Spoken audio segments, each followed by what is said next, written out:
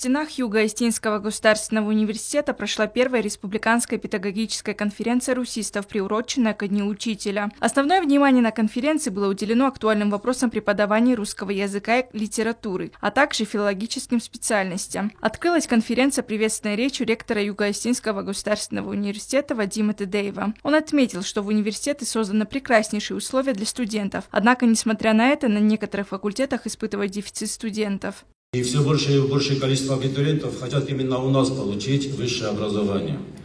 Это касается почти всех специальностей, кроме двух.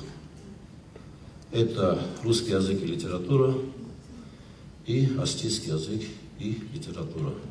Но когда я говорю кроме двух специальностей, я не имею в виду, что у нас не бывает набора из года в год, но количество абитуриентов, которые хотят получить высшее образование по этим двум прекрасным специальностям, не увеличивается.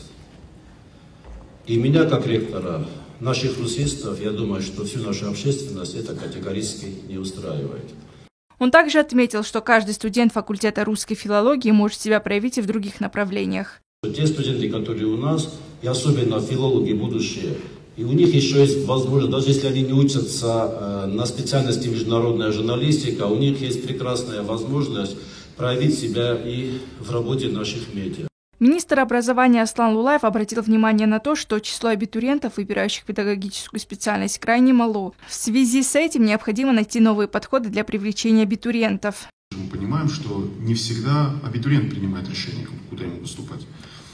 На это, конечно, влияют и родители, и с Вадимом Бутазовичем мы тоже переговорили, говорю, надо постараться, наверное, привлечь к этому диалогу еще и родителей тоже.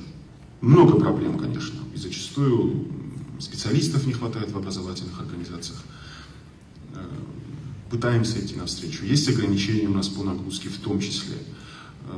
Активно сейчас идет работа по надбавкам для филологов. Буквально сегодня еще разговаривали с администрацией президента. Да, пытаемся откорректировать какие-то... Мы открыты со своей стороны всецело поддержать, организовать курсы повышения квалификации. То есть, но какую-то программу действий, Вадим Бутазович, мы, наверное, по результату сегодняшнего разговора так или иначе должны будем составить. Советник посольства Российской Федерации в Республике Южная Осетия Игорь Терзиан отметил большой труд учителей и подчеркнул, что президент Владимир Путин уделяет особое внимание поддержке учителей. Мы с вами видим, какое большое значение отводится вам, преподавателям, в данном случае русского языка, президентом Российской Федерации Владимиром Путиным. Именно из его резервного фонда выделены деньги, которые в ближайшее время начнут получать учителя-русисты. В районе 5000 рублей. Это не маленькие деньги, потому что это будет ежемесячно. То есть это государственная политика. Плюс еще у нас, немножко забегая вперед, это общая наша тема, это будут педагоги-наставники по воспитательной работе. То есть это все идет из президентского фонда.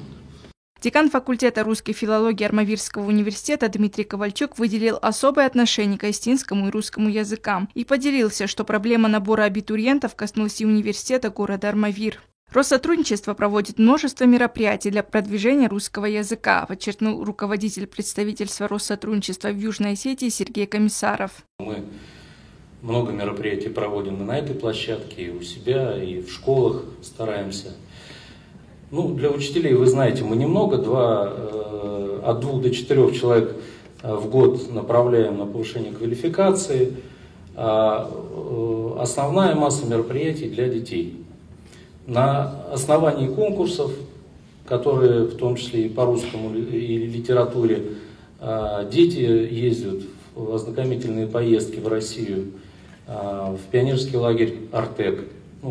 Сейчас не пионерский, но тем не менее.